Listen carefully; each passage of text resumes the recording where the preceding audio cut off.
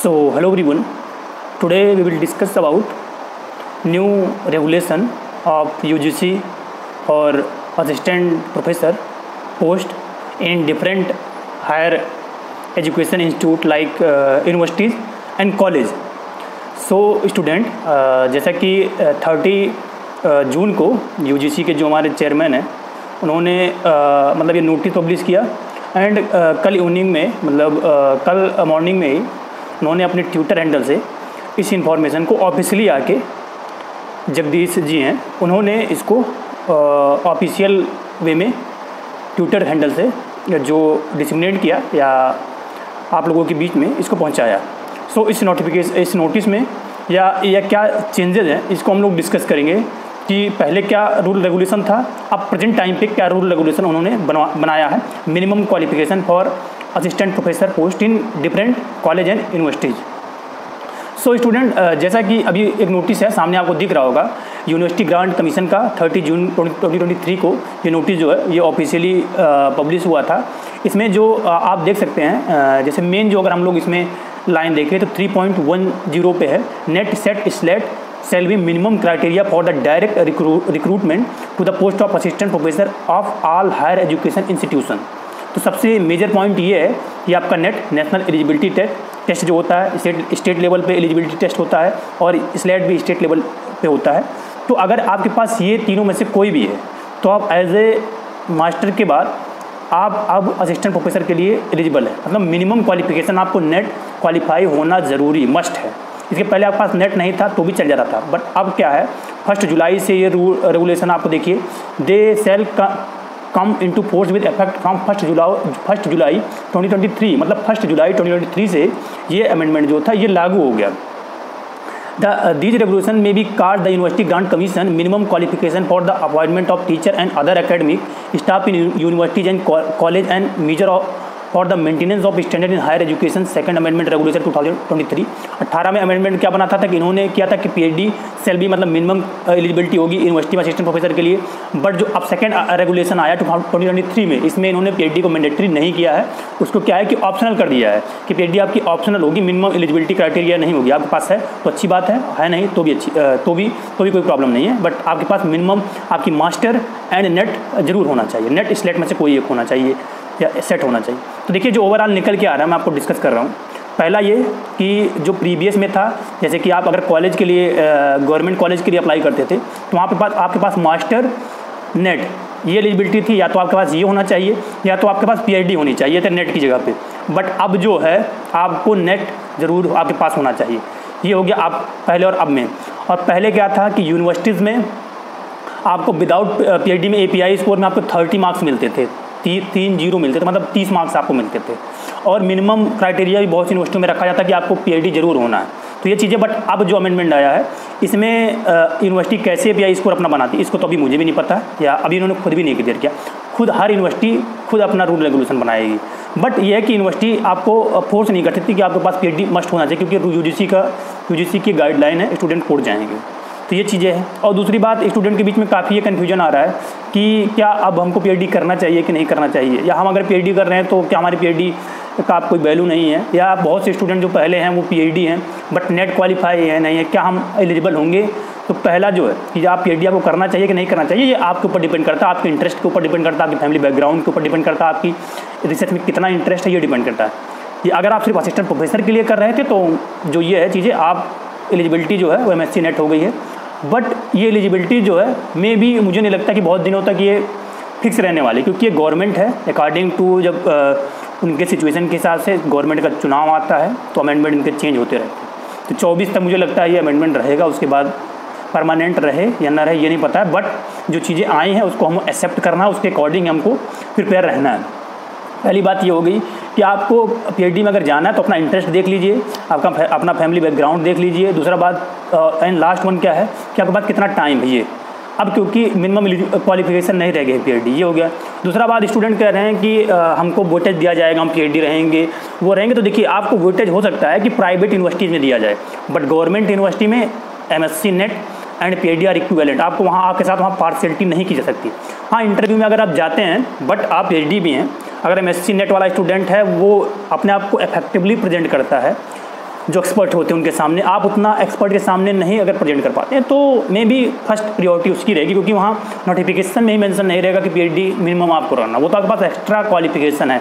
जैसे मान लीजिए हमारे यहाँ बहुत सी वैकेंसी है 10th लेवल पे, 12th लेवल पे, आप यूजी पीएचडी उसका कोई वैल्यू नहीं, तो आपकी मिनिमम जो है वो होना चाहिए। सेकंड वन क्या है कि स्टूडेंट के बीच में ये हो रहा है कि हम पीएचडी कर रहे हैं तो हमारी क्या पीएचडी की वैल्यू नहीं रही, ऐसा कुछ नहीं है। आप अगर पीएचडी कर रहे हैं और अच्छे इंस्टीट्यूट से कर रहे हैं तो हर चीज़ की वैल्यू होती है, बट प्रेजेंट टाइम पे सिचुएशन ऐसी है, ये गवर्नमेंट की पॉलिसीज़ ऐसी हैं कि किसी भी डिग्री की बहुत ज़्यादा वैल्यू नहीं है, ना ही आने वाले समय में जॉब का बहुत ज़्यादा जो क्राइसिस है वो बढ़ रहा है। मैं हर बार बोलता हूँ, बट कुछ लोगों को हो सकता है वो बुरा लगता, बट जो रियलिटी है उसको आप बहुत दिनों तक आपको एक्सेप्ट करना पड़ेगा, बहुत दिनों तक उसको आप इग्नोर नहीं कर सकते। थर्ड वन क्या है कि जो पहले से पीएचडी थे उनके पास नेट नहीं है तो वो एलिजिबल रहेंगे कि नहीं रहेंगे असिस्टेंट प्रोफेसर के लिए, तो जहाँ तक मुझे लगता है 90% वो एलिजिबल नहीं रहेंगे, क्योंकि उन्होंने मिनिमम क्वालिफिकेशन आपको नेट कर दिया है। तो मेरा ये आपको सजेशन है कि अगर आप अभी तक नेट क्लियर नहीं है तो आप लग जाइए और नेट को क्लियर कर लीजिए। अगर आपका असिस्टेंट प्रोफेसर बनने का सपना है या अगर कहीं प्राइवेट में भी आपको पढ़ाना है तो आप एटलीस्ट आपके पास नेट जरूर होना चाहिए। ये चीज़ें हो गई। एंड थर्ड लास्ट वन क्या है कि काफ़ी स्टूडेंट हैं जो ये भी कन्फ्यूजन था कि प्राइवेट में हमको इक्विवेलेंट चांस दिया जाएगा पीएचडी के एमएससी के बराबर की नहीं। तो देखिए, जब मिनिमम क्वालिफिकेशन की बात आ जाती है तो वहाँ आपके साथ किसी चीज़ का पार्शियलिटी नहीं किया जाएगा। दूसरा बात क्या है कि डिपेंड करता है आपकी नॉलेज कैसी है। आप पीएचडी हैं, अगर आप इंटरव्यूअर को या एक्सपर्ट को सेटिस्फाई नहीं कर पा रहे हैं, उसके क्वेश्चन को आप रिप्लाई मतलब आंसर नहीं दे पा रहे हैं, तो आप पीएचडी भी वहाँ पीछे रह जाएगा। अगर एमएससी नेट वाला लड़का इंटरव्यूअर को सेटिस्फाई कर ले रहा है तो वो आगे निकल जाएगा। ये चीज़ें होती हैं, तो ऐसा आप कभी मत सोचिए। लेकिन मुझे तो लगता है कि ये गुड न्यूज़ है जो भी स्टूडेंट हैं जिनके पास थोड़ा सा प्रॉब्लम होती थी कि वो अपनी higher study due to family की कुछ जो कंडीशन थी उसकी वजह से, जिम्मेदारियों की वजह से, या बीच में ही उनको फैमिली सपना उनका रहता था असिस्टेंट प्रोफेसर बनने का या टीचिंग में, बट कुछ उनकी कंडीशन नहीं रहती थी कि जिससे वो 3 साल या 4 साल पीएचडी में समय नहीं दे पाते थे या उतना एफर्ट नहीं कर पाते थे, उनकी कंडीशन नहीं थी। उनके लिए बहुत अच्छी गुड न्यूज़ है। मुझे तो लगता है ये सबके लिए गुड न्यूज़ अच्छी है। और ये क्या थोड़ा क्वालिटी भी आएंगे। बहुत से ऐसे इंस्टीट्यूट रहते थे, अगर नेट रहता तो मिनिमम स्टैंडर्ड तो बनेगा ही जो एजुकेशन का होता है, क्योंकि विदाउट बहुत से इंस्टीट्यूट ऑफर कर, जैसे हमारे एग्रीकल्चर विदाउट नेट का पीएचडी ऑफर हो रहा है, तो इसका कोई वो नहीं, हर स्टूडेंट पीएचडी कर रहा है। एक जो मिनिमम स्टैंडर्ड होता है वो नहीं बन पाता है। अगर गवर्नमेंट इस चीज़ को लेके आती है तो मैं इसको बहुत अच्छा मानता हूँ कि एटलीस्ट आपके पास पीएचडी करने जा रहे हैं तो नेट जेआरएफ में से कुछ एक तो होना चाहिए। अगर आपके पास है तो आप प्रेजेंट टाइम पे आपके लिए गोल्डन अपॉर्चुनिटीज़ अगर गवर्नमेंट खोलती है, चुनाव भी है, तो हो सकता है कि आपको अपॉर्चुनिटी मिले। देखिए, अगर कुछ स्टूडेंट आप अगर पीएचडी कर रहे हैं, आपके पास नेट नहीं, आपको 50, 45, 40 अपने सब्जेक्ट में अगर इतना भी नहीं आप परसेंटेज लेके आ रहे हो, नेट का मतलब जॉब नहीं होता है, बट आपको 50% अपने सब्जेक्ट की नॉलेज है, ये आपको दिखाना होता है। ये चीज़ें हैं, आपका टारगेट होना चाहिए। और आप जो भी स्टूडेंट हैं, एमएससी फाइनल ईयर के स्टूडेंट हैं या पीएचडी के हैं, आप नेट पे लग जाइए, आप कोर्स भर कंप्लीट करिए या अपनी थीसिस कंप्लीट करिए, ना करिए पीएचडी, बट नेट जरूर क्लियर करिए। अब मुझे नहीं लगता कि बहुत ज़्यादा थीसिस का एपीआई स्कोर का आपका बहुत ज़्यादा वैल्यू होने वाला, तो आप आर्टिकल और बुक चैप्टर और बुक को थोड़ा सा किनारे में रखिए और अपने जो आप टॉपिक लेते हैं रिसर्च का कि मैं इस पर रिसर्च कर रहा हूँ, तो रिसर्च आप अगर गवर्नमेंट ने डिमांड नहीं है, अगर आप टीचिंग में जाना चाहते हैं, आप रिसर्च में जाना चाहते हैं तो आप अच्छा करिए, उसके लिए आपका ARS रखा है, उसकी एलिजिबिलिटी पीएचडी है, तो आप अपने रिसर्च को अच्छे से करिए, आप अकेडमी बनाए तो आप ARS में जाइए। बट जो गवर्नमेंट प्रेजेंट टाइम पे सिचुएशन बना रही है कि आपको टीचिंग में जाना है तो एमएससी आप नेट क्लियर हो, आप डायरेक्ट इंटरव्यू दिए और सीधा आप एज असिस्टेंट प्रोफेसर पोस्ट हुई जो। और ये भी उन्होंने बोला है कि हर यूनिवर्सिटी का डिपेंड करेगा अपना नोटिफिकेशन कैसे रिलीज़ कर रहे हैं, यूनिवर्सिटी के ऊपर डिपेंड करता है नोटिफिकेशन कैसे अपना रिलीज़ कर रहा है वो। तो ठीक है, आई होप आपने इस नोटिस को ऑलरेडी मैंने कल ग्रुप पे शेयर किया था और बाई लैंग्वेज हिंदी और इंग्लिश में दोनों को नोटिस को मैंने डिफाइन किया था, जो भी स्टूडेंट साउथ वगैरह के हैं उनके लिए भी हेल्पफुल होगा। तो अगर आप एमएससी नेट हैं और आपकी एजुकेशन बीच में छूट गई थी और आपकी टीचिंग में इंटरेस्ट थी तो आपके लिए गुड न्यूज़ है। जो भी पीएचडी स्टूडेंट हैं उनके लिए भी गुड न्यूज़ है, और एमएससी और फर्स्ट ईयर या सेकंड ईयर के जो स्टूडेंट हैं उनके लिए भी गुड न्यूज़ है कि आपको 3 ईयर और 4 ईयर और आपको स्पेंड नहीं करना, आप असिस्टेंट प्रोफेसर के लिए एलिजिबल हो गए, बस आप नेट क्लियर करिए। दूसरी बात है कि पीएचडी की ऐसी नहीं है कि पीएचडी की वैल्यू खत्म हो रही है। पीएचडी की वैल्यू क्या है, प्रेजेंट टाइम पे हर डिग्री की वैल्यू गवर्नमेंट ने थोड़ा सा उसकी पॉलिसीज़ जो हैं उसको गिरा दी, क्योंकि ये मिनिमम स्टैंडर्ड तो बढ़ा रहे हैं एजुकेशन का, लेकिन कहीं स्टैंडर्ड दिख नहीं रहा। उसका रीज़न है प्रोडक्ट निकल रहे हैं इंस्टीट्यूट से, बट वो कहाँ जाएंगे, उनको स्किल ओरिएंटेड नहीं बनाया जा रहा, उनकी डिमांड मार्केट में नहीं है, ये थोड़ा सा प्रॉब्लम है। दूसरी बात है कि अगर आप PhD हैं और नेट नहीं क्लियर है तो मेरा सजेशन है आप नेट पे जरूर लग जाइए फोकस, क्योंकि आप उस PhD की वैल्यू नहीं रह जाएगी अगर आप अब नेट नहीं क्लियर कर रहे हैं। मिनिमम इन्होंने NET SLET SELB minimum criteria, तो आप इस नोटिस को अच्छे से पढ़ सकते हैं, ठीक है। और API स्कोर का भी बहुत ज़्यादा वैल्यू नहीं होने वाला जहाँ तक मुझे लग रहा है आने वाले समय में।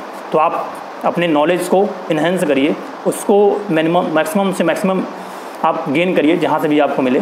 अगर आपको कुछ डाउट होगा तो कमेंट सेक्शन बॉक्स में राइट डाउन करिएगा।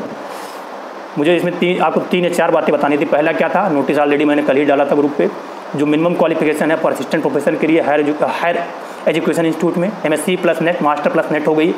PhD जो आपकी मैंडेटरी नहीं है, बस क्या है कि वो ऑप्शनल हो गई, आपके पास है तो बहुत अच्छी बात है। दूसरी बात है, अगर आप PhD प्रेजेंट टाइम पे परसू कर रहे हैं तो आप पहला आपका टारगेट होना चाहिए नेट, थीसिस वगैरह आप दूर रखिए, पहला अपना नेट पे क्लियर करिए। तीसरी बात, PhD की वैल्यू कभी नहीं खत्म होने वाली है। एक आप डॉक्टरेट कर रहे हैं, ये थोड़ी होता है कि हम PhD कर रहे हैं तो असिस्टेंट प्रोफेसर के लिए, ठीक है, हमारा पैसन है वो हम PhD कर रहे हैं, इंटरेस्ट के बेसिस पे किया जाता है। आपका रिसर्च में इंटरेस्ट है तो आप ARS SMS अभी आपके लिए खुला है। दूसरी बात ये मुझे नहीं लगता बहुत ज़्यादा परमानेंट होने वाला, ये गवर्नमेंट के रूल रेगुलेशन जो है अकॉर्डिंग टू चुनाव इलेक्शन के बेसिस पे बनते हैं ये। और लास्ट वन सबसे मोस्ट इंपॉर्टेंट, नेट अगर आपने अभी तक क्लियर नहीं किया है, PhD आपकी कंप्लीट है या PhD में आप हैं या मास्टर सेकंड ईयर में हैं या फर्स्ट ईयर में, तो आप नेट को टारगेट कर लीजिए, ये चीज़ है। और दूसरा बात, क्योंकि मेरे एग्रीकल्चर के जो स्टूडेंट हैं चाहे मेरे एक्सटेंशन के हो गए, वो बहुत ज़्यादा एडल्ट एजुकेशन के ऊपर भागते हैं, तो मेरा पर्सनल सजेशन है आप जितना एडल्ट एजुकेशन में अपना टाइम दे रहे हैं, ठीक आपको JRF चाहिए तो ठीक है, नेट आपको SRB ही क्लियर करना है। आप अगर किसी भी एग्रीकल्चर यूनिवर्सिटी में एज ए टीचिंग के लिए अप्लाई कर रहे हैं तो आपको SRB नेट ज़रूर चाहिए, अदरवाइज BHU आपको एडमिशन भी नहीं देता एग्जामटेड से। तो ये चीज़ें हैं क्लियर। अगर आपको डाउट होगा कमेंट सेक्शन बॉक्स में राइट डाउन करिएगा, वीडियो को जरूर शेयर करिएगा। Thank you for listening.